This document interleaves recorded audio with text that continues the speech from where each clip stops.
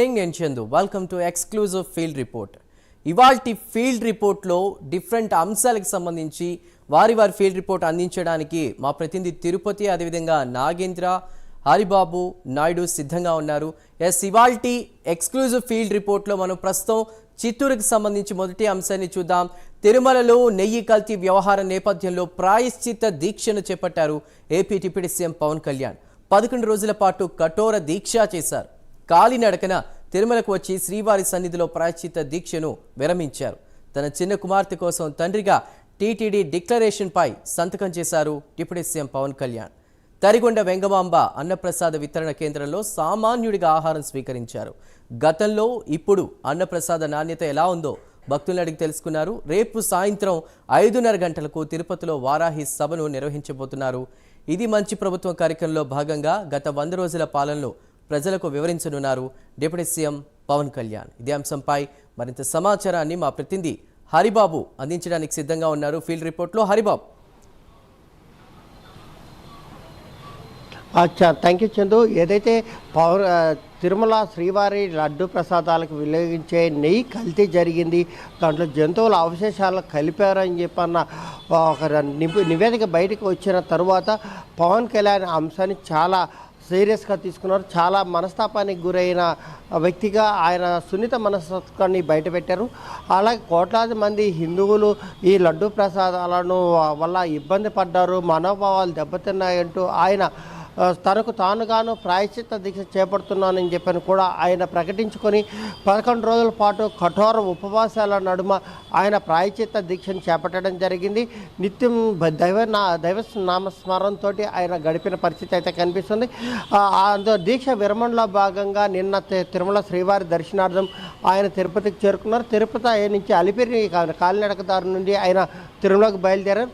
అయితే ఎక్కడ కానీ ఆయన కాలినడకన వస్తున్నప్పుడు ఆ భగవన్నామ స్మరణ అన్నది ఎక్కడ విడనాడకుండా తన దీక్ష కానీ తన ఏకాగ్రత సడలకుండా ఆయన మౌనముని మాదిర తిరుమలకి కాలినడకన వస్తూ జపం చేస్తూ కాలినడకని తిరుమలకి చేరుకోవడం జరిగింది. ఎక్కడ ఎవరితోటి ఎలాంటి వ్యాఖ్యలు కానీ పలకరింపులు కానీ ఏమీ లేకుండా మౌనముని మాదిర పవన్ కళ్యాణ్ తిరుమలకు చేరుకున్నారు. ఈరోజు ఉదయం తిరుమల శ్రీవారిని దర్శించుకున్నారు. 2 కుమార్తెలతో కలుసుకొని చిన్న కుమార్తె క్రైస్తవ మతానికి అనుసరిస్తుంది కాబట్టి కొంతవరకు ఆమెకి ఎలాంటి ఇబ్బంది ఉండకూడదని ఆయన తండ్రిగా ఆ అమ్మాయితో పాటు పవన్ కళ్యాణ్ ఆమె మైనర్ కావడంతో తండ్రిగా కూడా పవన్ కళ్యాణ్ టీటీడీ డిక్లరేషన్ మీద సంతకం చేసి 2 కుమార్తెలతో కలిసి శ్రీవారిని దర్శనానికి వెళ్ళడం జరిగింది. దర్శనానంతరం పవన్ కళ్యాణ్ అధికారులతోటి కొంత సమీక్ష నిర్వహించిన తర్వాత ఏదైతే టీటీడీ నిర్వహిస్తున్న తరిగొండ వెంగమాంబ నిత్య అన్న ప్రసాద కేంద్రానికి వెళ్ళారు. అక్కడ సామాన్య ప్రజలతో పాటు అరిటాకులో భోజనాన్ని స్వీకరించి నాణ్యతా ప్రమాణాలను ఒకసారి అడిగి తెలుసుకోవడం జరిగింది. అలాగే భక్తులతోటి కలిసి గతంలో నాణ్యత ఎలా ఉంది, ఇప్పుడు ఎలా ఉందన్న అంశాలను కూడా ఆయన వాళ్ళ నుంచి సేకరించారు. రేపు సాయంత్రం వరకు తిరుమలలోనే పవన్ కళ్యాణ్ ఉంటారు. లడ్డు పోటుని అలాగే లడ్డు నెయ్యిని పరిశీలించే ల్యాబ్ను కూడా ఆయన తనిఖీలు చేసే అవకాశం ఉందని తెలుస్తుంది. అటు తర్వాత సాయంత్రం 5:30కి 5 గంటలకు తిరుపతి చేరుకుని 5:30కి వారాహి సభలో ఆయన పాల్గొంటారు. ఇది మంచి ప్రభుత్వం.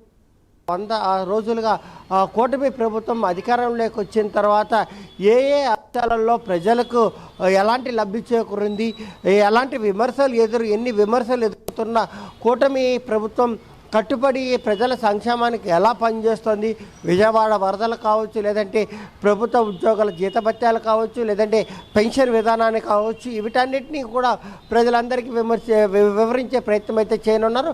మరోవైపు భవిష్యత్తులో ఏదైతే దీపావళి నుంచి 3 సిలిండర్లు కానీ లేదంటే ఉచిత బస్సు అంశం కానీ వీటన్నిటికి సంబంధించి కూడా పవన్ కళ్యాణ్ ప్రజలకి వివరించే ప్రయత్నం చేస్తారు. ఎందుకంటే రాష్ట్ర ప్రభుత్వం ఖజానా పూర్తిగా ఖాళీ అయిన నేపథ్యంలో పూర్తి స్థాయిలో అప్పుల్లో కూరుకున్న పరిస్థితుల్లో నుంచి అభివృద్ధి వైపు ఒకవైపు పరిశ్రమలు ఆహ్వానిస్తూ మరోవైపు సంక్షేమానికి పెద్దపీట వేస్తూ 2 రకాలుగా పరుగు తీయించే ప్రయత్నం చేస్తున్న నేపథ్యంలోనే కొంత ఇచ్చిన హామీలు అమలు చేయడం కొంత ఆలస్యమవుతున్నా కూడా వాటిని తప్పనిసరిగా కూటమి ప్రభుత్వం నెరవేరుస్తుందని ప్రజలకి ఒక భరోసా నమ్మకాన్ని కల్పించే ప్రయత్నం అయితే పవన్ కళ్యాణ్ చేయబోతున్నారని